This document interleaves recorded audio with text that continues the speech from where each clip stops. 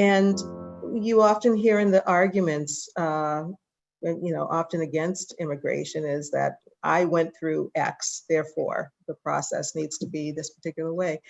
Has this type of sort of disconnect, or has there always been this argument with immigration that it's almost like a rolling up the welcome mat once someone is here?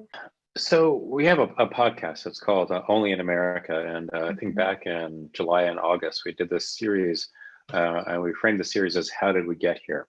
And we interviewed 4 different folks who were incredibly helpful and kind of very quickly kind of summarizing this journey of this immigration journey. Right? We started with the author Jia-Lin Yang, and she just wrote a book called "A Mighty Irreversible Tide." And she more or less follows the history of kind of immigration politics between the 1920s and 1965. And, in 1924 is the first time we really tried to put up some serious roadblocks to immigration. And that was kind of a trend that carried on for a good 40, 45 years and that was the law that instituted really, in essence, racial quotas through our immigration system. She gets us to 1965 and the Immigration and Nationality Act, which eliminated the quotas, created this family immigration system.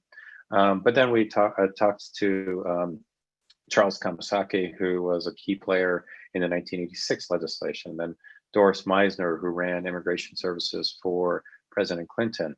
So my point is that over the last 100 years, we've gone through a lot of peaks and valleys around immigration. I could probably make a pretty good argument that right now we're living through a period that feels like the 1920s in terms of the know-nothings and kind of the ugliness of the debate.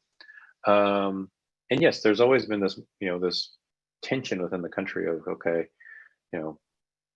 I'm in, there shouldn't be anybody else. And, in fact, Doris Meisner told me in the book, to paraphrase, Americans, they cherish immigration in the hindsight, but not so much in the present.